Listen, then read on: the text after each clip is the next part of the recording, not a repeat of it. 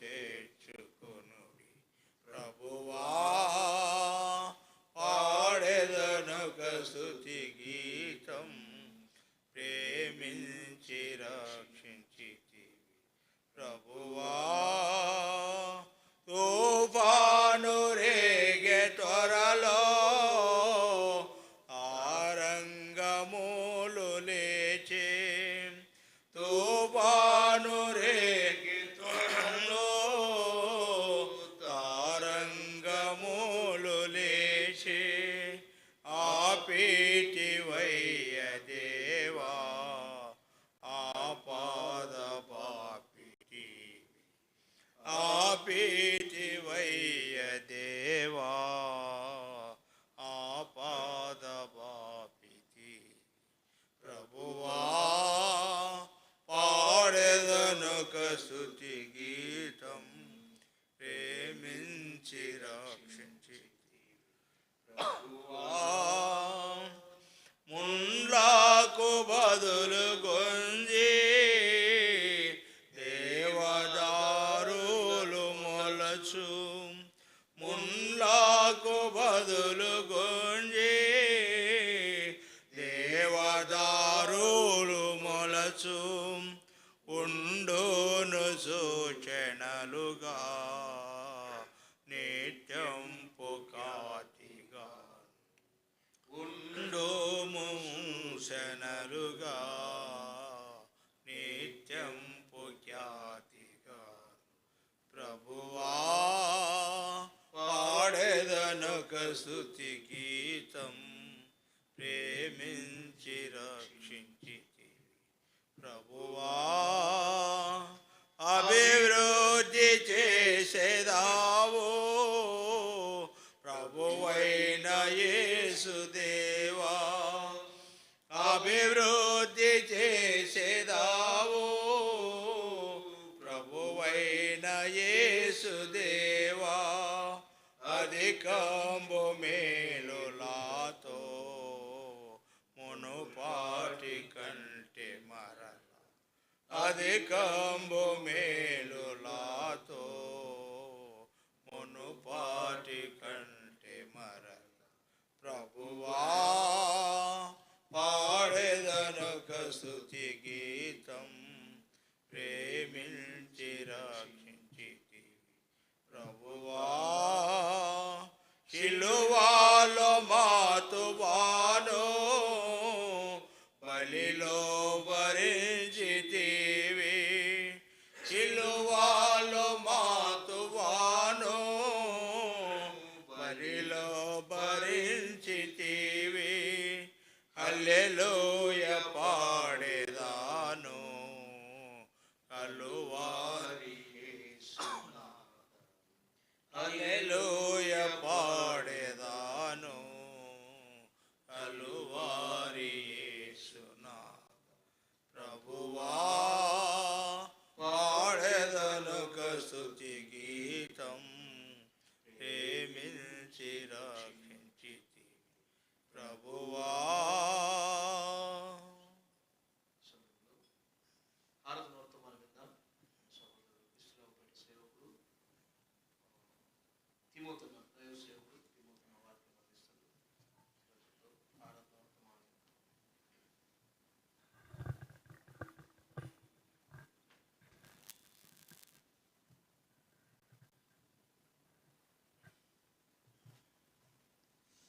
Praise the lord.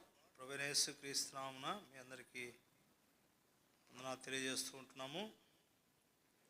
పరిశుద్ధమైన బైబిల్లో నుంచి మాట చదువుకుందామండి. కీర్తనల గ్రంథము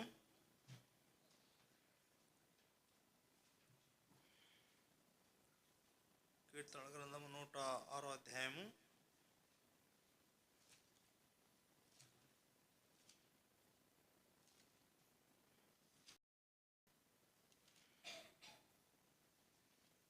106వ అధ్యాయము మొదటి 6 వచనాలు చదువుకుందాము.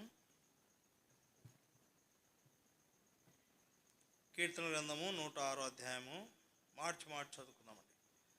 యెహోవాను స్తుతించుడి, యెహోవా దయాళుడు, ఆయన కృతజ్ఞతాస్తులు చెల్లించుడి, ఆయన కృప నిత్యముండును. కార్యము ఎవడు వర్ణింపగలడు? ఆయన కీర్తి అంతటిని ఎవడు ప్రకటింపగలడు? న్యాయమును అనుసరించువారు ఎల్లవేళ నీతిని అనుసరించి నడుచుకునేవారు ధన్యులు. ఉన్నవారి క్షేమము నేను చూచు, నీ జనులు కలుగు సంతోషం బట్టి నేను సంతోషించు. నీ స్వాస్థ్యమైన వారితో కూడి కొనియాడినట్లు నీ ప్రజల యందు నీకున్న దయ చొప్పున నన్ను జ్ఞాపకమునకు తెచ్చుకొనుము. నాకు దర్శనమిచ్చి నన్ను రక్షింపుము. ప్రభు సాయం కొరకై ప్రార్థన చేసుకుందాం. ప్రేంగల మా ప్రియమైన పరలోక తండ్రి, నమ్మకమైన మా దేవా, ఘనమైన పరిశుద్ధమైన గత సంవత్సరం అంతా కాచి కాపాడి 2022 సంవత్సరం ప్రవేశపెడుతూ వచ్చిన తండ్రి మీ స్తోత్రం చెల్లిస్తున్నాం. తండ్రి 18వ తారీఖు తండ్రి మాల్పాల్లో తండ్రి ఎప్పుడు ప్రార్థనా మందిరం మీ ప్రజలతో కలిసి ప్రభా నైనా స్తుతించడానికి, ఆరాధించడానికి, కనపరచడానికి మీ కృపను దయచేసినందుకై మీకు వందనాలు, స్తోత్రాలు చెల్లిస్తూ ఉంటున్నాం. దయగల తండ్రి, ప్రభా ఈ రాత్రికాల సమయంలో మా పరలోకపు తండ్రి నీ ప్రజలుగా ఆరాధించవాలని ఇష్టపడి మాకు తీసుకొచ్చిన మీ శ్రేష్టమైన వాక్యం కొరకై మీకు వందనాలు చెల్లిస్తున్నాం. కీర్తన 106వ అధ్యాయము 1 నుంచి 6 వరకు చదువుకోవడానికి కృపణించారు. అందులో ఉన్నటువంటి భయంకరమైన గొప్ప సంగతులు, గూఢమైన అంశములు మాకు బయలుపరుస్తున్నామని ప్రార్థన చేస్తున్నాం. నాకు మొరపెట్టుము, నీకు ఉత్తరం ఇచ్చేదని చెప్పారు. నేను తండ్రి నీకు మొరపెడుతుండగా మీరే మాకు సహాయం చేయండి, కృప చూపించు. నన్ను కూడా జ్ఞాపకం చేసుకోండి. నా పెదవులు, నా గొంతును, నాలో తాకుము. నువ్వు నాలో ఉండి మీరు మాట్లాడమని ప్రార్థన చేస్తున్నాను. కృప చూపించాను. దయగల తండ్రి, వచ్చండి ప్రజలు బట్టి వందనాలు చెల్లిస్తున్నాం. ఇంకా రావాల్సిన ప్రజలు ఎవరైతే నీ ఏర్పాటును ఉద్దేశం ఉన్నారో వారిని సన్నిధికి వచ్చి నీ మాటలు విని రాత్రికాల సమయంలో మీరు ఆరాధించడానికి, స్తుతించడానికి, కనపరచడానికి కృపను దయచేయమని వేడుకుంటూ నన్ను కూడా జ్ఞాపకం చేసుకోండి. మీ చిరసార్లు మరుపరచు. మీ మెరడి స్వరాన్ని మేము వినగలిగినటువంటి కృపను దయచేయమని వేడుకుంటాం. మా ప్రభు ప్రియ రక్షకుడు యేసుక్రీస్తు వారి శ్రేష్టమైన ఘనమైన పరిశుద్ధ నామములో స్తుతించి ప్రార్థించి అడిగి వేడుకొనుచున్నాము తండ్రి. కూర్చోండి. ఆకాశాన్ని, భూమిని, అందులో సమస్తమును సృష్టించినటువంటి సృష్టికర్త దేవుణ్ణి ఈ రాత్రికాల సమయంలో ఆరాధించడానికి ముందుగా దేవుని యొక్క వాక్యంలో నుంచి మనం చూడగలుగుతున్నాము. యెహోవాను స్తుతించుడి, యెహోవా దయాళుడు, ఆయన కృతజ్ఞతాస్తులు చెల్లించుడి, ఆయన కృప నిత్యముండును. యెహోవా పరాక్రమ కార్యమును ఎవడు వర్ణింపగలడు? ఆయన కీర్తి అంతటిని ఎవడు ప్రకటింపగలడు? న్యాయాన్ని అనుసరించువారు ఎల్లవేళ నీతిని అనుసరించు వారందరూ ధన్యులు. యెహోవా నీవు ఏర్పరచుకున్న వారి క్షేమం నేను చూచుచు అనేటువంటి మాట మనం ఇక్కడ చూసుకుంటున్నాం. నేటి దినంలో సహోదరుడు యేసుదాస్ బ్రదరు ఫోన్ చేసి చెప్తూ వచ్చినాడు. ఏమిటి అనగా, ఈ వాక్యమును ఆధారం చేసుకొని ధ్యానించి ఈ మాటలు ఆరాధన వర్తమానంగా చెప్పండి అని చెప్తూ వచ్చినాడు. సరే అని నేను చెప్పగలుగుతూ వచ్చాను. అయితే ఆల్నైట్ పేరు పాములపాడులో జయరాజన్న ఇక్కడ సంఘం స్టార్ట్ చేయబడిన తర్వాత అనేకసార్లు నన్ను కూడా పిలుస్తూ వచ్చినారు కృష్ణనగర్లో ఉంటున్నప్పుడు. అయితే ఏవో ఒకటి పనులు పడడం ద్వారా చాలాసార్లు రాలేకపోతూ వచ్చిన తర్వాత నెలకు ఆల్నైట్ పేరు మాకు మొదటి వారం ఉంటుంది, తర్వాత ఇక్కడ 3వ వారం ఉంటున్నదని చెప్తూ వచ్చినారు. అయితే ఏవో ఒకటి పనులు పడడం ద్వారా రాలేకపోతూ వచ్చినాను. అయితే ఈ దినం కూడా తెల్లవారుదామున ఒక గృహం ద్వారా సువార్త ప్రకటించాలా, అయినప్పటికీ ఆరాధన వర్తమానం ఇచ్చి మరలా మీరు వెలుదురండి అని చెప్పినప్పుడు సరే తమ్ముడు అని అంగీకరిస్తూ వచ్చిన. కాబట్టి ఈ రీతిగా మీతో కలిసి ఈ దినము గడిపేటువంటి భాగ్యమును దేవుడు మాకు అనుగ్రహిస్తూ వచ్చినాడు. అందుని బట్టి దేవునికి వందనాలు తెలియజేస్తూ ఉంటున్నాం. మీ అందరి కూడక వందనాలు తెలియజేస్తూ ఉంటున్నాం. ఇక్కడ ఈ మాటను మనం ఆధారం చేసుకొని చూసినట్లయితే, యెహోవా నీవు ఏర్పరచుకున్న వారి క్షేమము నేను చూచుచు అనగా, దేవుడు ఎవరిని ఏర్పాటు చేసుకున్నాడు, ఏ రీతిగా ఏర్పాటు చేసుకున్నాడు అని మనం దేవుని యొక్క వాక్యములో చూసినట్లయితే, ఇక్కడ 105వ కీర్తన గ్రంథము 105 6వ వచనము, తర్వాత 43వ వచనం చూసుకున్నట్లయితే 6వ వచనంలో ఏం రాయబడతా వచ్చిందంటే, ఆయన చేసిన సూచక క్రియలను ఆయన నోటి తీర్పులను జ్ఞాపకం చేసుకునుడి అని చూస్తూ ఉన్నాం. తర్వాత వచ్చేసి ఇక 43వ వచనంలో కూడా ఏమని రాయబడుతూ వచ్చిందంటే, ఆయన తన ప్రజలను సంతోషముతోనూ తాను ఏర్పరచుకున్న వారిని ఉత్సాహధ్వనితోనూ వెలుపలికి రప్పించెను. ఏర్పాటు చేసుకునేటటువంటి మాట ఇక్కడ మనం చూస్తూ ఉంటున్నాం. ఎవరిని ఏర్పాటు చేసుకున్నాడు?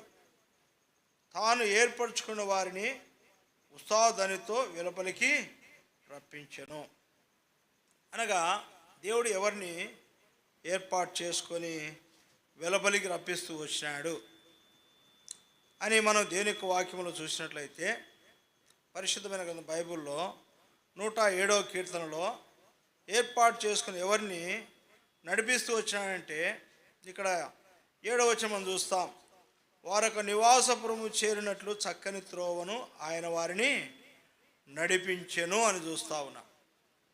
ఇక్కడ దేవుని యొక్క ప్రజలు ఐగుప్తు బానిసత్వంలో ఉండగలుగుతూ వచ్చినారు.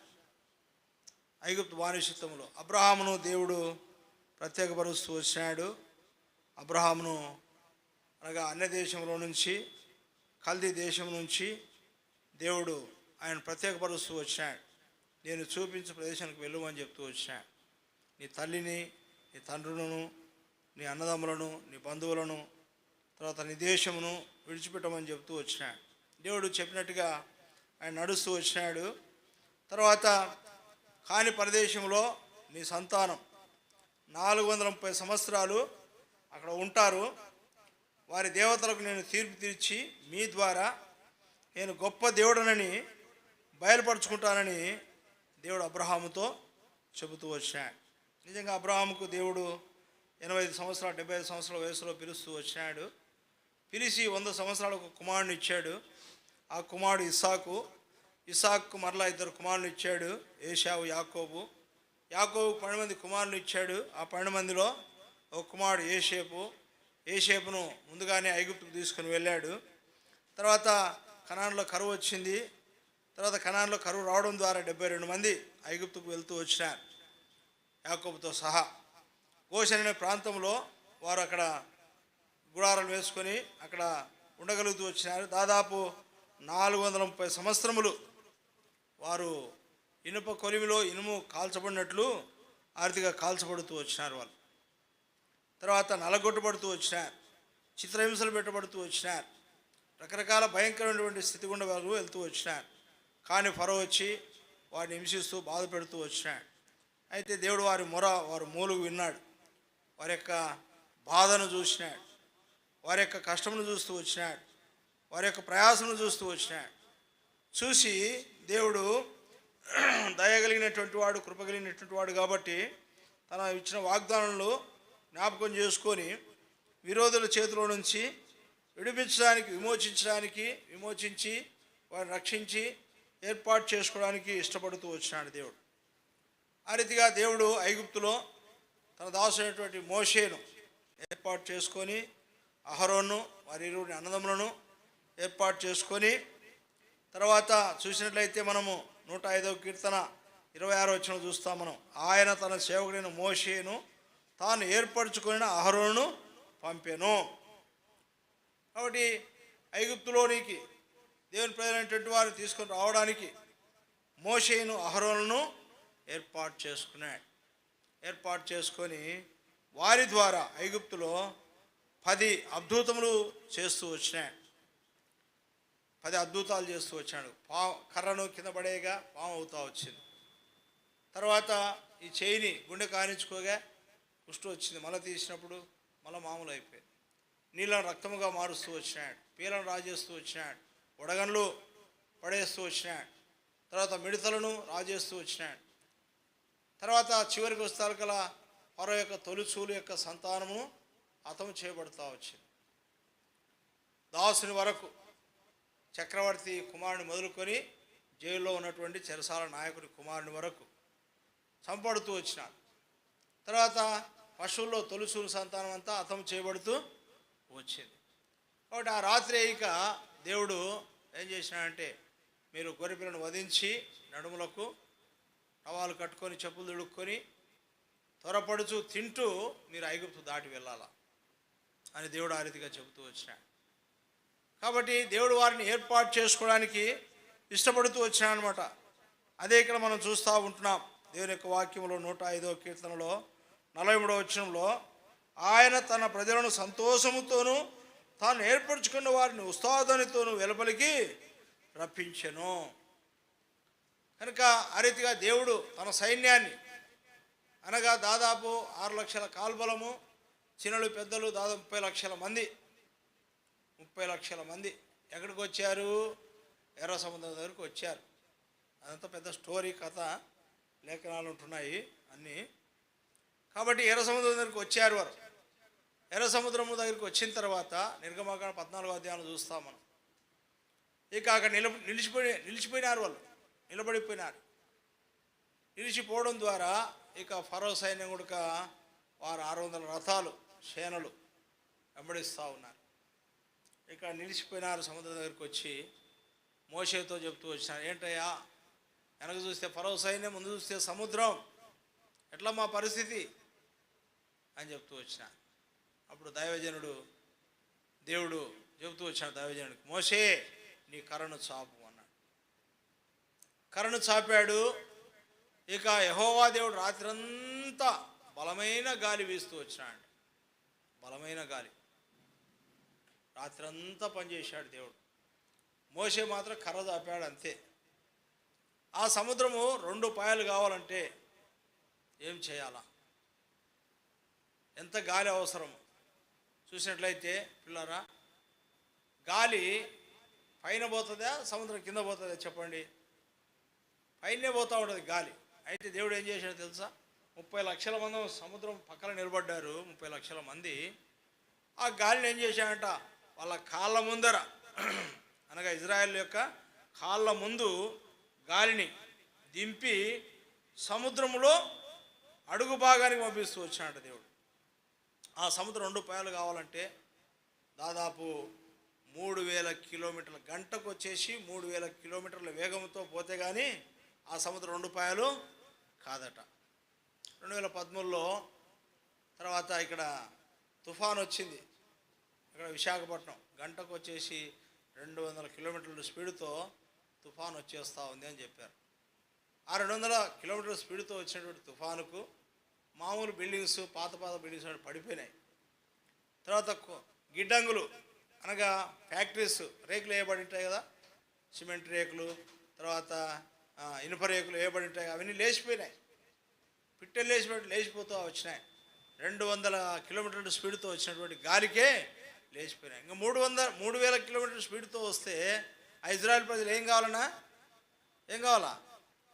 3000 కిలోమీటర్ల స్పీడ్తో గాలి వస్తే, 200 కిలోమీటర్ల స్పీడ్తో వస్తేనే అన్నీ ఎగిరిపోయినాయి, టాపులలో లేచిపోయినాయి, పాత బిల్డింగ్స్ వల్ల పడిపోయినాయి. ఇంకా 3000 కిలోమీటర్ల స్పీడ్తో గాలి వస్తే ఆ 30 లక్షల కాల్బలము, అనగా దేవుని ప్రజలైనటువంటి వారు, అక్కడ ఉన్నటువంటి వారంతా పిట్టెలు లేచిపోవాలి. కానీ దేవుడు ఏం చేస్తూ వచ్చినా వారిని ఏర్పాటు చేసుకుని నిమిత్తమై వారి ద్వారా దేవుని నామం గణపరచబడాలా, పూజించబడాలని ఆయన యొక్క ఉద్దేశం, ఆయన యొక్క చిత్తం. కాబట్టి దేవుడు ఏం చేశాడు, ఆ గాలిని అడుగు భాగానికి పంపించి సముద్రమును 2 పాయలుగా చేస్తూ వచ్చినాడు. సముద్రమును 2 పాయలుగా చేస్తూ వచ్చాడు. 3000 కిలోమీటర్ స్పీడ్ అంటే బైబిల్లో లేదు, కానీ అది చరిత్రలో బైబిల్ పండితులు చెప్పినటువంటి మాటలు. 3000 కిలోమీటర్ స్పీడ్తో సముద్రమును 2 పాయలు చేస్తూ వచ్చినాడు. కాబట్టి సముద్రం ఆరిన నేల మీద నడిచిరని చూస్తూ ఉన్నాం. మరి ఆ సముద్రము ఆరిపోవాలంటే ఉష్ణోగ్రత ఎంత అవసరం అంటే దాదాపు 2000 సెంటీగ్రేడ్ ఉష్ణోగ్రత అవసరం. 2000 డిగ్రీల సెల్సియస్ ఉష్ణోగ్రత అవసరం. ఎండల కాలంలో ఒక 45-46 వచ్చిందనుకోండి, మే మాసంలో, ఏప్రిల్ మాసంలో ఉదయకాల సమయంలోనే వెళ్ళి మీ పనులు మీరు చూసుకోండి. మధ్యాహ్నం వేళ బయటకు వెళ్ళకూడదు, ఎండలు ఎక్కువగా ఉన్నాయి, మీ తలలు పగిలిపోతాయి, ఎండ దెబ్బ కొట్టి చనిపోతారు అని రేడియోల్లో, వార్తాపత్రికల్లో, తర్వాత టీవీల్లో మనం చూస్తూ ఉంటాం, వింటూ ఉంటాం. అయితే 2000 సెంటీగ్రేడ్ ఉష్ణోగ్రత అవసరమంట ఆ యొక్క సముద్రం ఆరిపోవాలంటే, ఇసుక ఆరిపోవాలంటే. అడుగు బాగా ఏముంటుందండి? సముద్రం కింద ఉసుక ఉంటుంది, బుడద ఉంటుంది, కాలు పెడితే దిగబడిపోతుంది. ఉసుకలో పీక్కోలేరు దేవుని ప్రజలైనటువంటి వారు. అయితే ఏం చేశాడు తెలుసా? దేవుడు 2000 డిగ్రీల ఉష్ణోగ్రతను పంపించి ఆరిన నెలగా చేస్తూ వచ్చినాడంట. చూడండి, ఆ 2000 సెంటీగ్రేడ్ ఉష్ణోగ్రత అక్కడ ఆ ప్రజలు దాటిపోవడానికి పంపిస్తూ వచ్చినాడు దేవుడు. అయితే వాళ్ళు ఏమైపోవాలా? 2000 డిగ్రీల సెల్సియస్ ఉష్ణోగ్రత ఏమైపోవాలి? దేవుని ప్రజలు 30 లక్షల మంది మాడి మషి అయిపోవాలా. 50 వస్తే ఇంకా అయిపోయా.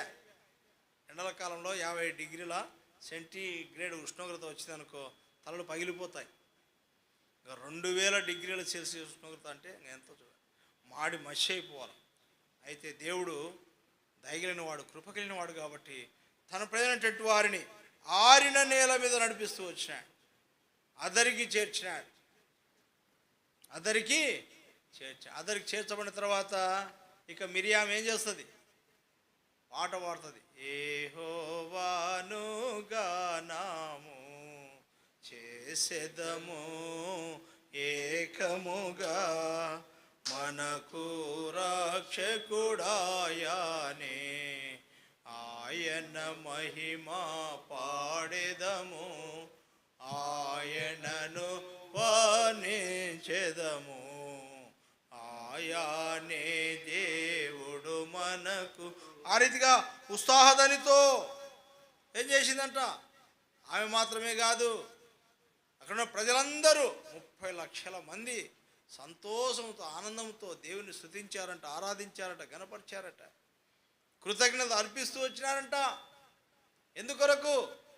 ప్రభువా, ఈ ఎర్ర సముద్రం 2 పాయలుగా చేసి ఆరిన నేల మీద మమ్మల్ని అదరికి నడిపిస్తూ వచ్చినా, పోయిన సంవత్సరంలో నుంచి 2022 సంవత్సరంలోకి ప్రవేశపెడుతూ వచ్చినావు తండ్రి, మీ స్తోత్రాలు. ఏమైపోయిన పర్వ సైన్యం సముద్రం నడి మధ్యకు వచ్చారట. వెంటనే మోషే నీ కర్ర ఇటు అటు అనడం ద్వారా ఇక ఆ సముద్రము వాళ్ళ మీద దొర్లి పడుతూ వచ్చింది. చచ్చిపోయినారు, కుప్పలు తెప్పలు శివాలయ తేలినారు 3వ రోజు కల్లా. పిల్లారా, ఇది రియల్గా జరిగినటువంటి సంఘటనలు, కట్టుకథలు కాదు. శాస్త్రజ్ఞులు, భూగర్భ శాస్త్రజ్ఞులు, సైంటిస్టులు పరీక్షలు చేస్తూ వచ్చినప్పుడు ఆ యొక్క ఐగుప్తులో ఆ ఎర్ర సముద్రంలోకి అడుగు భాగానికి వెళ్ళినప్పుడు ఆ యొక్క రథముల యొక్క చక్రాలు ఊడిపడుతూ వచ్చినాయి. రథాల యొక్క చక్రాలు, ఇడుసులు, తర్వాత అక్కడనే ఉంటూ ఉన్నాయి నిక్షేపాలు. అయితే ఐగుప్తులు ఆ సముద్రంలో మీరు చూడండి కానీ వాటిని మాత్రం తీయకూడదు. నిక్షేపాలు అట్నే ఉన్నాయి ఇప్పటి వరకు. గుర్రము యొక్క ఎముకలు, గుర్రాల యొక్క ఎముకలు చనిపోయి ఉంటాయి కదా అక్కడనే, అవన్నీ రియల్గా అక్కడనే ఉన్నాయి. కాబట్టి ఓడ, నోవాహు ఓడ, అది రియల్గా ఉంది. సిరిసారపు మానవుతో తయారు చేసినటువంటి ఓడ, అది రియల్గా ఉంది. బైబిల్ నిజమైన గ్రంథం, ఇది కట్టుకథలు కాదు. రియల్గా జరిగినటువంటి సంఘటనలు బైబిల్లో ఉంటూ ఉన్నాయి. అందుకొరకే నిజదేవుడు తన ప్రజలను ఆ రీతిగా నడిపించాడు. ఉత్సాహధ్వనితో దేవుడు తాను ఏర్పాటు చేసుకున్నాడు. మోషేను అహరోను ఏర్పాటు చేసుకొని దేవుని ప్రేమైనటువంటి వారిని విడిపించి వారిని తీసుకొని వచ్చాడు. ఎట్లా తీసుకొని వచ్చాడు? ఏదిగా తీసుకొని వచ్చాడు? ఎంతవరకు ఆయనను తన ప్రజలను ఏర్పాటు చేసుకున్నటువంటి వారిని నడిపిస్తూ వచ్చాడంటే దేవుని యొక్క వాక్యంలో మనం చూస్తాం. కీర్తనల గ్రంథము 107వ అధ్యాయం 7వ వచనంలో వారొక నివాసపురము చేరినట్లు చక్కని త్రోవ వారిని నడిపించెను.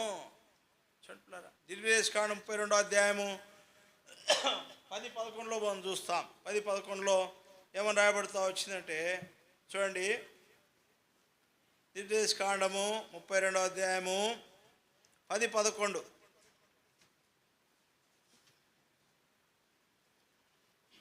32వ అధ్యాయము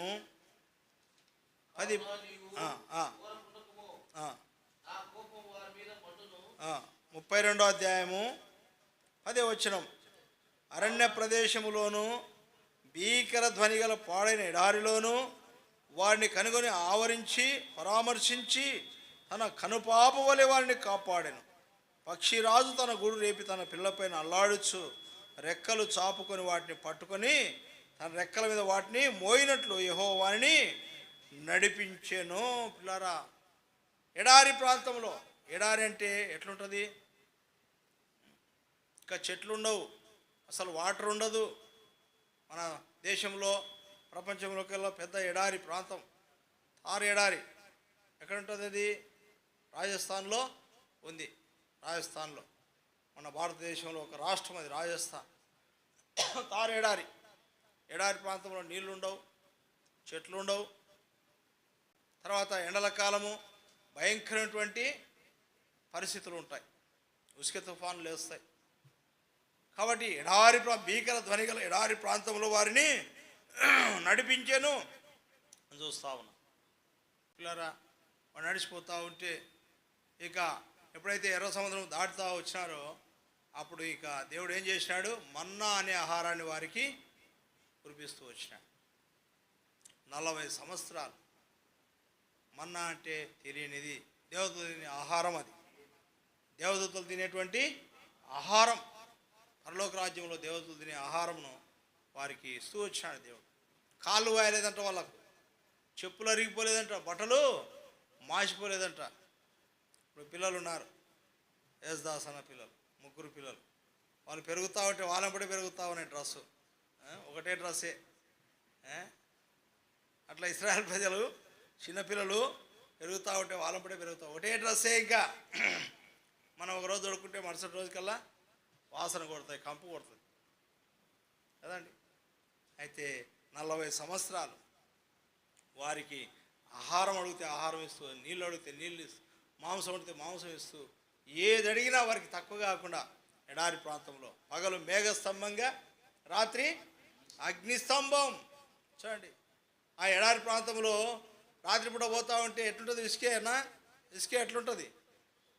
చల్లగా ఉంటుంది, చల్లగా ఉంటుంది అసలు, చలి.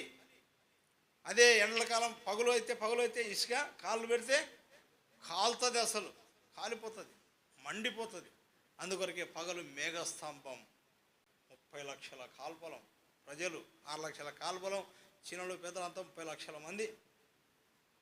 పగలు మేఘస్తంభం, రాత్రి అగ్నిస్తంభం. వారు నిత్యము నడిపించాను. దేవుడు తాను ఏర్పరచుకున్న వారి యొక్క క్షేమను చూసేటట్టు వాడు, క్షేమను చూసేవాడు, ఏర్పాటు చేసుకున్నాడు. వారి ద్వారా దేవుని నామం ఘనపరచబడాలి, హెచ్చించబడాలి, పూజించబడాలని దేవుని యొక్క ఉద్దేశం, ఆయన సంకల్పం అంటున్నది. ఆ రీతిగా ఎంతవరకు నడిపిస్తూ వచ్చిన వారిని పిల్లారా, ఎంతవరకు నడిపిస్తూ? పాలు తేనెలు ప్రవహించే దేశంలో వారిని చేరుస్తూ వచ్చినాడు. పాలు తేనెలు ప్రవహించే దేశం అనగా కనాను. గొప్ప గొప్ప రాజులను హతం చేస్తూ వచ్చినాడు. గొప్ప గొప్ప రాజులను, ఓగు, సిహోను, గొప్ప గొప్ప రాజులు హతమైపోతూ వచ్చినారు. ఎర్ర సముద్రం అంత మాత్రం కాదు, ఎరికో గోడలు కూలుస్తూ వచ్చినాడు. యోర్దాను 2 పాయలుగా చేస్తూ వచ్చినాడు. దృఢ పునాది గల పట్టణాన్ని వారికి ఇస్తూ వచ్చినాడు దేవుడు. ఆ రీతిగా నడిపిస్తూ వచ్చినాడు. ఎంతవరకు నడిపిస్తూ వచ్చాడు? దేవుని యొక్క వాక్యం మనం చూసినట్లయితే యెషయా గ్రంథము 46వ అధ్యాయము 4వ వచనం మనం చూస్తాం. యెషయా గ్రంథం 46వ అధ్యాయము 4వ వచనం, 46వ అధ్యాయము. ముదిమి వచ్చేంత వరకు నిన్ను ఎత్తుకుని వాడని నేనే, తల వెంట్రుకలు నెరవే వరకు నేను ఎత్తుకుని వాడని నేనే. చూడండి, ముదిమి వచ్చేంత వరకు అనగా ముసలి ప్రాయం వచ్చేంత వరకు వారిని ఏర్పాటు చేసుకున్నాడు కాబట్టి వారిని ఎత్తుకొని నడిపిస్తూ వచ్చాడు. పిల్లరా, ఇప్పుడు సపోజ్ చూసినట్లయితే ఇప్పుడు చిన్నపిల్లలు మన తండ్రులైనటువంటి వారు వెళ్తూ ఉంటారు, తర్వాత చేయబట్టుకొని నడుస్తూ ఉంటాడు చిన్నపిల్లడు. శాలెం కానీ ఎదిద్య కానీ పెద్దోడు కానీ అనుకోండి. నాన్న కాళ్ళు వస్తున్నాయంటే ఏం చేస్తాడు యేసుదాస్ గారు? భుజాల మీద ఎత్తుకుంటాడు లేదా? కాళ్ళు వస్తున్నాయంటే కుమారుడు కాబట్టి ఎత్తుకుంటాడు. అట్లనే మన పరలోకపు తండ్రి కొడుక అట్లా ఎత్తుకొని నడిపిస్తూ వచ్చినాయంట దేవుని ప్రజలైనటువంటి వారు. కాళ్ళు నయ్యకుండా, చెప్పులు అరిగిపోకుండా, బట్టలు మాసిపోకుండా, ముదిమి వచ్చేంత వరకు, ముస్సలి తల నెరిచేంత వరకు, తెల్లగా ఎంట్రుకలైనంత వరకు ఆయన సంకనెత్తుకొని నడిపించేటువంటి దేవుడు. ఎందుకొరకు? ఆయన ఏర్పాటు చేసుకున్నాడు కాబట్టి, ఆయన స్వకీయ సాంపాద్యంగా చేసుకున్నాడు కాబట్టి, తన ప్రజలుగా చేసుకున్నాడు కాబట్టి, వారి యొక్క సంతోషాన్ని, వారి యొక్క ఆనందాన్ని చూసేటువంటి దేవుడు ఆయన. ఆ రీతిగా ముదిమి వచ్చేంత వరకు ఎత్తుకునేటువంటి దేవుడు అని చూస్తూ ఉన్నాం. అంత మాత్రం కాదు, కీర్తన 23వ అధ్యాయము 3-4 వచనాలు చూసినట్లయితే వారిని ఏ రీతిగా నడిపిస్తూ వచ్చాడంటే అక్కడ చూస్తాం. 23వ అధ్యాయం 3-4 వచనాల్లో మనం చూస్తాం. కీర్తన 23వ అధ్యాయం 3-4 వచనాలు. నా ప్రాణములకు ఆయన సేద తీర్చున్నాడు, తన నామమును బట్టి నీతి మార్గంలో నన్ను నడిపించుచున్నాడు. నీతి మార్గంలో నడిపించేటువంటి దేవుడు. దేవుని ప్రేమైనటువంటి వారిని నీతి మార్గంలో నడిపించే దేవుడు. గాఢాంధకారపు లోయల్లో సంచరించిన ఏ అపాయమునకు నేను భయపడను, నువ్వు నాకు తోడైందువు, నీ దుడ్డుకర నీ దండమును ఆదరించును. గాఢాంధకారపు లోయల్లో పోతా ఉన్నప్పటికీ దేవుడు వారిని ఏం చేస్తూ వచ్చాడండి? కాపాడుతూ వచ్చాడు. నీతి మార్గం నడిపించే దేవుడు, గాఢాంధకారంలో నడిపించే దేవుడు, ఏ అపాయం రాకుండా కాపాడినటువంటి దేవుడు. ఇజ్రాయెల్ని కాపాడు కొనుకడు నిద్రపోడు, ఏ తెగులు నీ గుడారానికి సమీపించదు. పిల్లరా, ఎంతోమంది కరోనా వైరస్కు బలైపోయినటువంటి వారు కదండి. దేవుడు నిన్ను నన్ను కాపాడుతూ వచ్చాడు. మన పితరులను కాపాడినటువంటి దేవుడు నిన్ను నన్ను కూడా కాపాడుతూ వచ్చాడు. పోయిన సంవత్సరం అంతా కాచి కాపాడి నూతన నవశతాబ్దంలో నడిపిస్తూ వచ్చినాడు. కాబట్టి అందుని బట్టి దేవుని స్తుతించి ఆరాధించి గణపరచాలి మనం ఈ రాత్రి కాల సమయంలో. కాబట్టి మన స్తుతుల మీద ఆశ్రయినటువంటి దేవుడు ఆయన. మన స్తుతుల మూలం మీద ఆశ్రయినటువంటి వాడు, మన ద్వారా ఆరాధించబడాలని ఇష్టపడేటువంటి దేవుడు ఆయన. అందుకొరకే మన పితలను ఏర్పాటు చేసుకున్నాడు, నీతి మార్గం నడిపిస్తూ ఉన్నాడు. గాఢాంధకారపు లోయలో సంచరి ఏ అపాయం రాకుండా వాటిని కాపాడుతూ వచ్చినాడు. ఎట్లా కాపాడుతూ వచ్చినాడు? యెషయా గ్రంథం 58వ అధ్యాయము 11వ వచనం. యెషయా గ్రంథం 58వ అధ్యాయము 11వ వచనం. ఎవరిని చూడండి ఏ రీతిగా నడిపిస్తూ ఉన్నాడు ఆయన? యెహోవా నిన్ను నిత్యము నడిపించును. నిత్యము క్షామకాలమున ఆయన నిన్ను తృప్తిపరిచిన ఎముకలను బలపరచు. క్షామమందు ఏలియాకు ఏం చేసినాడంట? అప్పం ఇచ్చినాడంట. క్షామం తీరే వరకు ఆ విధవరాల్ని ఏలియాను పోషిస్తూ వచ్చినాడు, కాకుల చేత ఆహారం పంపించి. దాంట్లో ఆ రీతిగా కరువులో కూడా దేవుడు కాపాడుతూ వచ్చి. పోయిన సంవత్సరం ఎంతమంది కరువు వచ్చి క్షామం వచ్చి చనిపోలేరు? అయితే దేవుడు నిన్ను నన్ను క్షామందు మనం కాపాడుతూ వచ్చాడు, కృపనిస్తూ వచ్చాడు. దేవుడు చెప్పాడు ఇప్పుడే కదా, నాకు 500 బ్యాంకులో ఉండేది 70,000 పన్నాయని. చూడు ఎంత అద్భుతం కదా. క్షాములో తన దాసులను పోషించేవాడు, ఏలియాను పోషించిన దేవుడు కదా. నా విషయంలో కూడా కరోనా సంక్షోభంలో 2 సంవత్సరాలు అలాంటి సంవత్సరాలు పోషిస్తూ వచ్చాడు దేవుడు. తెలియని రీతిగా అద్భుతంగా దేవుని ప్రజల ద్వారానే. కాకులంటే ఎవరు? దేవుని ప్రజలే. ఆయన ప్రజల ద్వారా నా దాసులను పోషించమని చెప్పి ఆ రీతిగా నడిపిస్తూ వచ్చాడు. క్షామందు కరువు అనుకోకుండా మనల్ని కాపాడుతూ వచ్చాడు, భద్రపరుస్తూ వచ్చాడు. పిల్లరా, ఆ రీతిగా మన పితలైనటువంటి వారిని ఏం చేస్తూ వచ్చాయంట? నిత్యము నడిపించే దేవుడు ఆయన. ఎంతవరకు నడిపిస్తాడు? తను ఏర్పరచుకునేటువంటి వారిని నిత్యము నడిపించేటువంటి దేవుడు. ఎంతవరకు నడిపిస్తాడంటే కీర్తన 48వ అధ్యాయము 11వ వచనం 14వ వచనం. కీర్తన 48 14వ వచనం ఏమని రాయబడింది చూడండి. 48:14లో ఈ దేవుడు సదాకాలము మనకు దేవుడై ఉన్నాడు. మరణం వరకు ఆయన మనల్ని వరకు నివాసపురము చేరినట్లు చక్కని త్రోవలో వాడు నడిపించాను. ఎంతవరకు నడిపిస్తాడండి? చూడండి, ఉదయం వచ్చే సంక్రాంతికి నడిపించే దేవుడు, సదాకాలం నడిపించే దేవుడు, నిత్యం నడిపించే దేవుడు, గాఢాంధకారంలో సంచరించండి ఏ అపాయం రాకుండా కాపాడే దేవుడు. ఎంతవరకు నడిపిస్తాడు? ఇంకా మరణం వరకు నడిపిస్తాడంట. మరణం వరకు మన పితరుల నాడిదిగా మరణం వరకు నడిపిస్తూ వచ్చిన వారిని ఏర్పాటు చేసుకొని, ఎవరి ద్వారా? మోసే అహరోనుల ద్వారా ఇశ్రాయేలు ప్రజలను ఏర్పాటు చేసుకొని వారిని మరణం వరకు నడిపిస్తూ వచ్చాడు. మరణం వరకే కాదు, ఇంకా ఎందులో చేరేంత వరకు నడిపిస్తాడు అనేది మనం దేవుని యొక్క వాక్యములు చూసినట్లయితే కీర్తన గ్రంథము 73వ అధ్యాయము 24వ వచనం. కీర్తనల గ్రంథం 73వ అధ్యాయము 24వ వచనం. నీ ఆలోచన చేత నన్ను నడిపించదవు, తర్వాత మహిమలో నీవు నన్ను చేర్చుకుందు. మహిమలో చేర్చుకుందు. చూంటారా? మహిమ అంటే ఏంటి? దేవుని రాజ్యం, పరలోకం. పరలోకం అనగా క్రైస్తవుని యొక్క మరణం చాలా విలువైనటువంటిది, ప్రమోషన్ లాంటిది. మరణం అంటే చాలామందికి భయం భయం భయం భయం, ఎందుకంటే వాళ్ళకి నిరీక్షణ ఉండదు. క్రైస్తవుడికి నిరీక్షణ ఉంది కాబట్టి మరణం అంటే సంతోషంతో. ఈ భూలోకంలో మనం ఎప్పుడు చనిపోయినా చూడండి, మరణం వరకు నడిపిస్తాడు కదా. మరణించిన తర్వాత మన ఆత్మను పరలోక రాజ్యంలో చేర్చుకుంటాడు. అదే క్రైస్తవుని యొక్క నిరీక్షణ. పరలోకం ఎంతో అందమైనది, ఎంతో సుందరమైనది, విలువైనటువంటిది. వీధులే బంగారు, వజ్ర వైడూర్య కెంపు మానికృత కట్టబడినటువంటి గృహాలు, నిత్యం సదాకాలం ఎల్లప్పుడూ దేవునితో ఉండేటువంటి భాగ్యమును మనకిస్తాడు. ఆ రీతిగా తన ప్రజల ఎడల కృపనిచ్చి నడిపిస్తూ వచ్చాడు. చివరికి ఎక్కడ చేర్చాడంట? పరలోకమనే కణాన్లో వారిని చేరుస్తూ వచ్చాడు, మహిమలో చేరుస్తూ వచ్చాడు. దృఢ పునాది గల పట్టణం అది. ఆ పట్టణం ఎలాంటిదంటే సారవంతమైనటువంటి భూములు, ద్రాక్ష గెలలు ఇద్దరు మోసుకొని వచ్చేటువంటి వారట. ఒక్కొక్క గెల ఇద్దరు మోసుకొని వచ్చేవాళ్ళంట.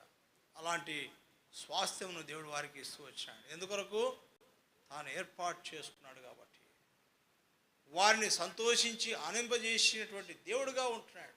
పిల్లారా, ఆ రీతిగా మన పితరుల విషయంలో కృపనిచ్చినటువంటి దేవుడు నీ విషయంలో నా విషయంలో ఉడక కృపను అనుగ్రహిస్తూ వచ్చాడు. ఎట్లా అనుగ్రహిస్తూ వచ్చాడు? అదే కీర్తనల గ్రంథము 107వ అధ్యాయము 2వ వచనం చూస్తాం. యెహోవా విమోచించిన వారు ఆ మాట పలుకుదురుగాక. విరోధుల చేతిలో ఆయన విమోచించిన వారును. మన విరోధి ఎవడు? సాతాను కదా.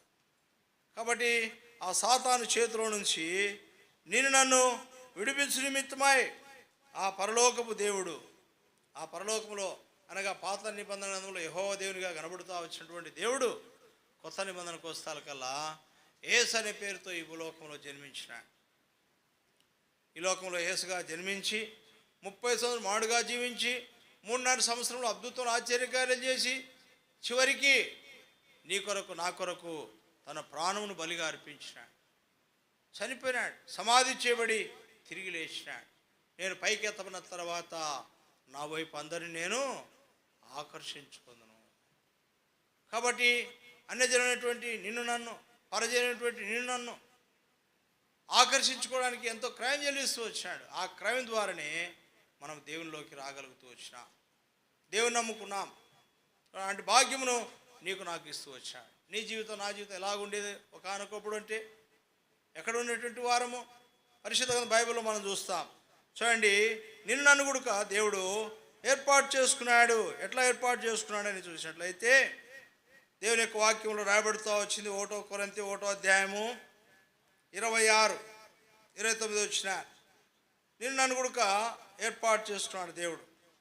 మన పితరులను ఇశ్రాయేలు ప్రజలను ఏర్పాటు చేసుకున్నటువంటి దేవుడు నిన్ను నన్ను కూడా ఏర్పాటు చేసుకున్నాడు. కీర్తన 106వ అధ్యాయము 4వ వచనం ప్రకారం, యెహోవా నీవు ఏర్పరచుకున్న వారి క్షేమం నేనును చూచుచు. కాబట్టి మన పితరులను ఇశ్రాయేలుని ఏర్పాటు చేసుకున్నాడు.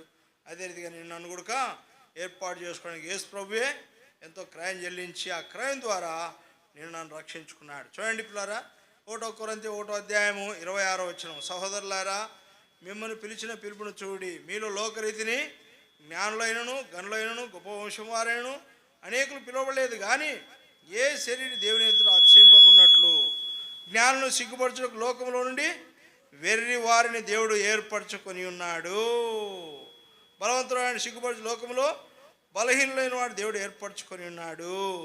ఎన్నికైన వారిని వ్యర్థము చేయడం లోకంలో నీచులైన వారిని, తృణీకరింపబడిన వారిని, ఎన్నిక లేని వారిని దేవుడు ఏర్పరచుకొని ఉన్నాడు. చూడండి, ఏర్పాటు చేసుకోండి, ఏర్పాటు చేసుకోండి, ఏర్పాటు చేసుకోండి 3 సార్లు చూస్తాం. అందుకొరకే దేవుడే నిన్ను ఏర్పరచుకోనే, భయపడకోము జడియాకోము. దేవుడే నిన్ను ఏర్పరచుకోనే, భయపడకోము జడియాకోము. ఆ రీతిగా కొత్త నిబంధన భక్తులైనటువంటి వారిని ఏర్పాటు చేసుకుంటూ వచ్చినాడు. పౌలు శీలను ఏర్పాటు చేసుకున్నాడు. మార్కు, యోహాను, లూకను ఏర్పాటు చేసుకున్నాడు. తర్వాత ఈ రీతిగా కొత్త నిబంధన భక్తులైనటువంటి వారిని ఏర్పాటు చేసుకున్నాడు. పౌలును, శీలను ఏర్పాటు చేసుకున్నాడు. కాబట్టి నిన్ను కూడా ఏర్పాటు చేసుకోవడానికి తాను ఇష్టపడుతూ వచ్చినాడు. చూడండి పిల్లలు, దేవుని యొక్క వాక్యం చూసినట్లయితే ఈ లోకంలో ఎంతమంది లేరు? జ్ఞానులు ఉన్నారు కదండి, సైంటిస్టులు ఉన్నారు, ఖగోళ శాస్త్రజ్ఞులు ఉన్నారు, గొప్ప గొప్ప జ్ఞానవంతులు ఉన్నారు, నాసా సైంటిస్టులు ఉన్నారు, ఖగోళ శాస్త్రజ్ఞులు. వాళ్ళందరూ ఏర్పాటు చేసుకోలేదు దేవుడు. అయితే నేను నన్ను ఏర్పాటు చేసుకున్నాడు. జ్ఞానులను సిగ్గుపరచుటకు అజ్ఞానులైనటువంటి నేను నన్ను ఏర్పాటు చేసుకున్నాను. ఈ లోక రీతిగా జ్ఞానవంతులు లేరు, ఎంతమంది లేరు?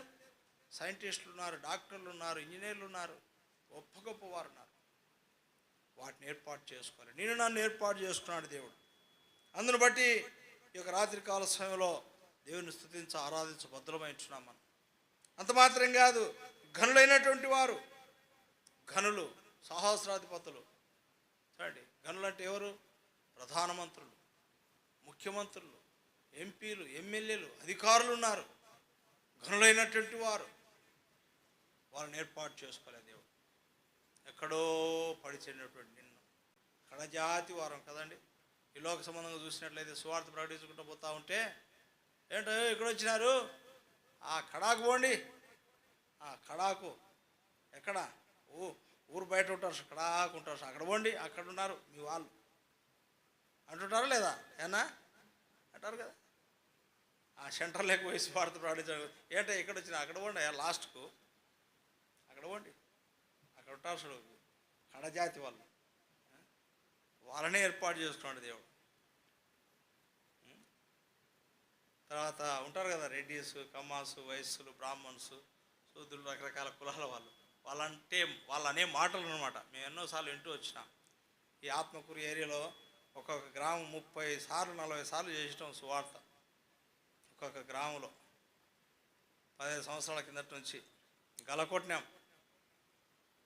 అన్న జయరాజన్న వాళ్ళ నాన్నగారు కూడా వచ్చేవాడు. జీవరత్న బ్రదర్ ఉన్నప్పుడు గలకొట్టినాం ఈ చుట్టుముడు గ్రామాలలో. కాబట్టి అప్పుడు అనేటువంటి వారు అన్నమాట ఆ సంవత్సరం, అక్కడ ఉండయా అక్కడ ఉండయా అంటే అక్కడ ఉండయా అని అట్టేటివారు. అయితే ప్రభు కృపను బట్టి నీ దగ్గరికి నా దగ్గరికి వచ్చాడు దేవుడు. నీచులైన వారు, దరిద్రులైనటువంటి మనం, ఎన్నికలైనటువంటి వారు, దౌర్భాగ్యులం పిల్లరా దేవుడు ఏర్పాటు చేసుకున్నాడు. వాళ్ళకి లేని ఆధిక్యత నీకు నాకు ఇచ్చాడు. ప్రధానమంత్రికి లేదు ఈ ఆధిక్యత, రాష్ట్రపతికి లేదు, ముఖ్యమంత్రులకు లేదు, అధికారులకు లేదు. నన్ను ఏర్పాటు చేసుకున్నాడు. అందును బట్టి ఈ రాత్రి కాల సమయంలో ఆరాధించ భద్రమైంచున్నాం. దేవుడు ఏర్పాటు చేసుకొనెను అని చూస్తూ ఉన్నాం. ఇంకా చూడండి, దేవుని యొక్క వాక్యం చూసినట్లయితే ఎఫెసీయులకు రాసిన పత్రిక 1వ అధ్యాయము 6వ వచనం. ఎఫెసీయులకు రాసిన పత్రిక ఇట్లా చెప్పుకుంటూ పోతే ఎన్నో ఉన్నాయి. మనం ధ్యానించుకోవాలంటే కొద్దిగా సమయం తీసుకుందాం, 2 మాటలు చూసుకొని మనం ముగించుకుందాం. ఎఫెసీయులకు రాసిన పత్రిక 1వ అధ్యాయము 6వ వచనం. ఎట్లనగా తన ప్రియనియందు తాను ఉచితముగా మనకు అనుగ్రహించిన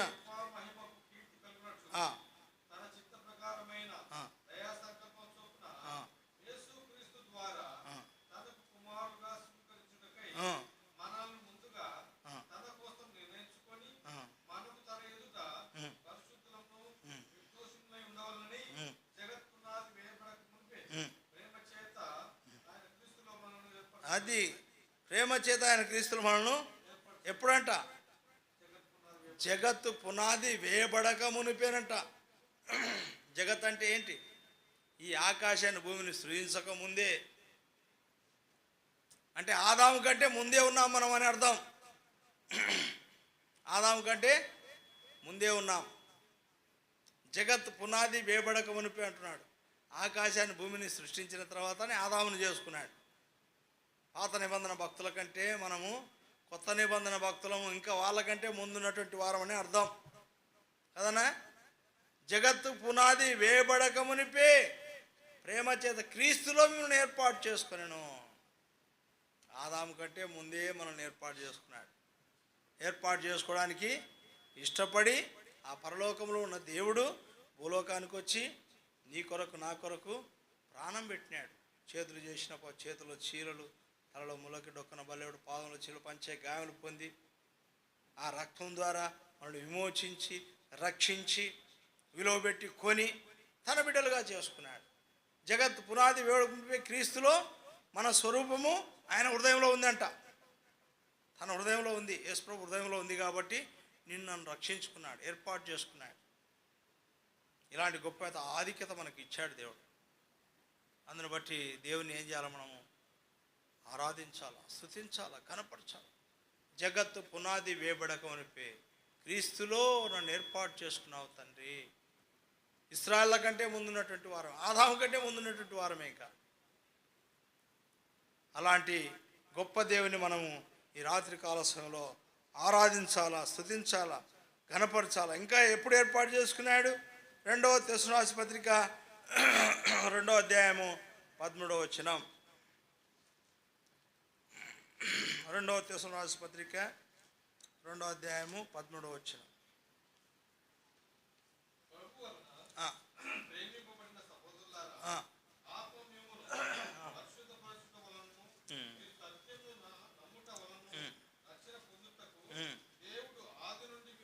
అది ఆది నుండి మిమ్మల్ని ఏర్పాటు చేసుకున్నాను. ఆది నుండి, ఆది అంటే ఇంకెప్పుడో తెలియదు. ఆది అంటే ఎప్పుడో తెలియదు. సైంటిస్టులు చెప్పినానంట, మనకు ఆది తెలియదు అన్నాయంట. ఆది తెలియదు అన్నానంట సైంటిస్టులు కొంతమంది. ఆది తెలియదు. శాస్త్రజ్ఞులు కూడుకొని 5 విషయాలు మాట్లాడుకున్నాడు. ఏమని? ఒరే కాలం తెలియదు మనకని చెప్పుకున్నారట, శక్తి తెలియదు మనకని చెప్పుకున్నారట, పదార్థం తెలియదని చెప్పుకున్నారట, శూన్యం ఎత్తు తెలియదని చెప్పుకున్నారట. అయితే బైబిల్లో ఆది యందు దేవుడు అని చూస్తాం. ఆది అంటే ఆది యందు ఉన్నవాడు అని అర్థం. ఆది యందు దేవుడు భూమి ఆకాశములను పెంచెను. కనుక శాస్త్రజ్ఞులు వాళ్ళకు మాకేం తెలియదని చెప్పగలుగుతూ వచ్చినారు. అయితే బైబిల్ చెప్తా ఉంది ఆది యందు దేవుడు అనగా, ఆది ఎందంటే ఎంత కాలమో, కొన్ని కోట్ల కోట్ల కోట్ల కోట్ల సంవత్సరాలు అవుతుంది. కోట్ల కోట్ల సంవత్సరాలు. కనుక బైబిల్ చెప్తా ఉంది ఆది తెలుసు అని. తర్వాత దేవుడు శక్తి. దేవుడు అంటే శక్తి అనగా దేవుని యొక్క వాక్యం రాయబడుతూ వచ్చి ఆదికాండం 17లో నేను సర్వశక్తి కలిగినటువంటి దేవుడను. అంటే సర్వం ఆయన చేతిలో ఉంటున్నది. ఆకాశాన్ని జ్ఞానతో కొలత వేసినాడంట దేవుడు. ఆకాశాన్ని జ్ఞానతో ఆకాశ మహాకాశములు పట్టజాలన్నటువంటి దేవుడు, ఎవరు సమీపింపరాని తేజస్సులో ఆయన మాత్రమే వసిస్తూ అమరత్వం కలిగినటువంటి దేవుడు ఆయన. కోటి సూర్యుల తేజస్సు కంటే ప్రకాశమానమైనటువంటి దేవుడు. అలాంటి గొప్ప దేవుడు మహిమను విడిచిపెడుతూ తగ్గించుకొని పరలోకమునకు వచ్చినాడు. పరలోకంలో సభాపరత సింహాసనాసీనుడు ఉన్నాడు. కోటాను కోట్ల దూతలు పరిశుద్ధుడు పరిశుద్ధుడు పరిశుద్ధుడు మానక నిత్యం రాత్రి పగళ్ళు స్తుతించబడుతూ ఆరాధించబడుతున్నటువంటి దేవుడుగా ఉంటున్నాడు. ఆ దేవుడు సర్వశక్తిమంతుడు. తర్వాత పదార్థం తెలియదన్నాడు. పదార్థం అంటే ఏంటి? భూమి. భూమిలో ఏమున్నాయి? వజ్రాలు ఉన్నాయి, వైడూర్యాలు ఉన్నాయి, కెంపులు ఉన్నాయి, మాణిక్యాలు ఉన్నాయి, నవరత్నాలు ఉన్నాయి, గోమేధికం ఉంది, పుష్పరాగం ఉంది, పద్మరాగం ఉంది. వజ్రాలు వెదజలినాట వజ్రకరువులో. తొలకరు వర్షాలు పడినప్పుడు డౌన్ సైడ్ పోతూ ఉంటారు వజ్రాలు ఏరుకోవడానికి. వెదజల్లినాడు ఇట్లా దేవుడు, వెదజల్లినాడు వజ్రకరువుల్లో, ఏరుకోండ్రు నాయనని. భూమిలో చూడండి, భూమిని వర్షముతో నింపి పంట పండించి ధాన్యపు గింజలు ఇచ్చి మనల్ని పోషిస్తూ ఉన్నాడు. పదార్థం తెలియదన్నాడు. ఆది యందు దేవుడు భూమి ఆకాశములను సృజించెను. శూన్యము అనగా శూన్యములో ఏం చేసినాడు దేవుడు? శూన్యములో భూమిని వేలాడదీసినాడు. దీనికి పునాదులు లేవు, అనగా ఈ భూమికి భవిష్యత్తు లేదు, ఎప్పుడు కాలిపోతుందో తెలియదు.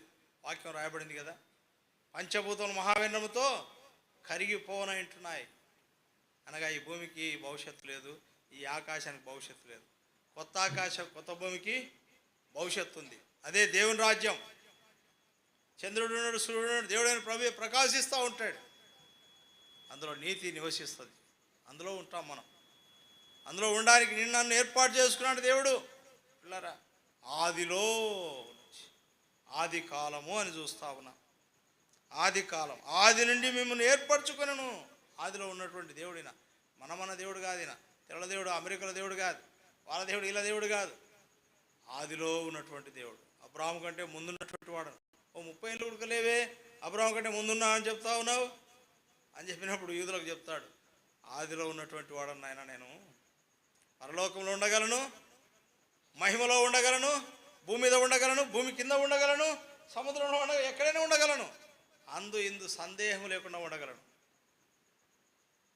ఎక్కడ? ఆయన పరిశుద్ధ స్థలంలో నివసించేటువంటి దేవుడు.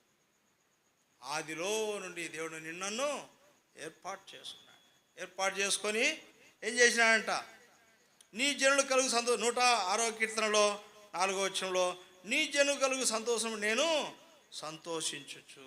చూడండి, జనులు ఎప్పుడైతే సంతోషంగా ఉంటారో అప్పుడు దేవుడు కూడా సంతోషంతో ఉంటాడట, ఆనందంతో ఉంటాడట. ఆయన ఆరాధించే ప్రజలను చూస్తే దేవునికి సంతోషం అంట. ఆయన స్తుతులు చెల్లించేడు ప్రజలను చూస్తే ఆయనకు సంతోషం అంట, ఆనందం అంట. పిల్లరా, అందుకొరకే ఇక్కడ చెప్తా ఉన్నా, నీ జనులు కలుగు సంతోషం నేను సంతోషించచ్చు. నీ స్వాస్థ్యమైన వారితో కూడి కొనియాడినట్లు నీ ప్రజల యందు నీకున్న దయచొప్పున జ్ఞాపకం తెచ్చుకోనము. స్వాస్థ్యం అంటే ఆస్తి. తండ్రి సంపాదించుంటాడు, ఒక 5 మంది కుమారులు ఉంటారు, ఒక 100 ఎకరాల పొలం ఉంటుంది. 5 మంది కుమారులకు ఎంత పోతుందండి? మంచికి 20 ఎకరాలు పోతుంది. 20 ఎకరాలు, 25లు 100. అట్లనే మన దేవుడు, పరలోకపు దేవుడు నిన్ను ఏర్పాటు చేసుకొని నీకు ఆస్తి, నాకు ఆస్తి సంపాదించి పెడతా ఉన్నాడు. వీధులే బంగారు పరలోకం. ఆ ఇల్లు ఎట్టుంటే తెలుసా? ఎల్లప్పుడూ దగ్గ దగ్గ దగ్గ దగ్గ దగ్గ మెడుస్తూ ఉంటుందంట ఆ ఇల్లు. ఇప్పుడు డెకరేషన్ చేస్తూ ఉంటారు చూడండి, క్రిస్మస్ సందర్భాల్లో డెకరేషన్లు చేస్తూ ఉంటారు కదా. అవి ఒక క్రిస్మస్ దినాలు ఒక వారం రోజులు పెడతారు, తీసేస్తారు. క్రిస్మస్ నుంచి ఫస్ట్ వరకు పెడతారు, తీసేస్తారు. పరలోకం అది కాదు, ఎల్లప్పుడు దగదగ మెడుస్తూ ఉంటుంది. చూడండి, దేవుని యొక్క వాక్యంలో ఏదో కూడా చూసుకుందాం. ఆ రాజ్యానికి నన్ను ఏర్పాటు చేసుకున్నాడు. అందుని బట్టి ఉదయకాల ఈ రాత్రికాల సమయంలో ప్రభును ఆరాధించబద్ధులమైంటున్నాము. కీర్తన 20వ అధ్యాయము 12వ వచనం, 11వ వచనం. దాని అందలి వెలుగు దగ దగ మెరియు సూర్యకాంతం వంటి అమూల్య రత్నములు పోలి ఉన్నది. దగ దగ దగ దగ దగ మినుక్ మినుక్ మినుక్ మినుక్ అంటాం. ప్రపంచంలో న్యూజిలాండ్ అనేటువంటి పట్టణం, ఒక దేశం ఉంది. ఆ పైనుంచి శాటిలైట్ ఫోటో తీస్తే అది పరలోకపు నమూనాను అనే కనిపిస్తుందట. కానీ బంగారు వీధులు లేవు, మామూలుగా లైట్లు ఉంటుంది, వెలుగు దగ్గ దగ్గ దగ్గ మెడుస్తూ ఉంటాయి. ఇప్పుడే లైట్లు వేసాడు అన్న, దగ్గ దగ్గ దగ్గ మెడుస్తూ ఉంది కదా, ముఖాలు ప్రకాశిస్తూ ఉన్నాయని చెప్పాడు సహోదరుడు. ఇంకా పరలోకం ఎట్టుడొచ్చుడు, వీధులే బంగారు. అరవింద్ అంకులు చెప్పేవాడు, అక్కల్లో కమ్మలు, ముఖం మీద ఉన్నటువంటి ముక్కురాళ్ళు, కమ్మలు, చెవుల పోగులు అవన్నీ మీ యొక్క తల మీద ఉన్నాయి, తర్వాత ముఖం మీద ఉన్నాయి, అదంతా మీ కాళ్ళ కింద ఉంటుంది రేపు పొద్దున అంటాడు దేవుడు. అదల్లా మీ కాళ్ళ కింద ఉంటుంది బంగారు, వీధులే బంగారు, శుద్ధ సువర్ణం అంట.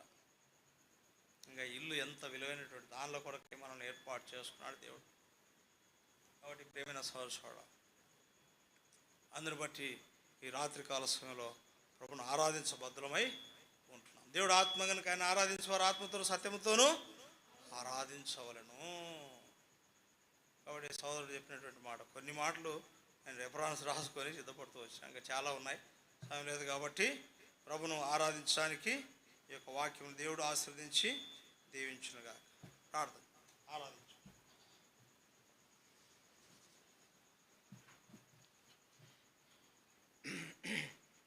అందరం ప్రభును ఆరాధిద్దాం.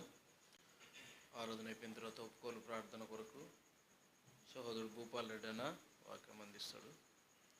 సమయంలో వాక్యం చెప్పబడిన ప్రకారం ప్రభును ఆరాధిద్దాం. చేయండి, ఒకరి తర్వాత ఒకరు ప్రభును ఆరాధన చేయండి.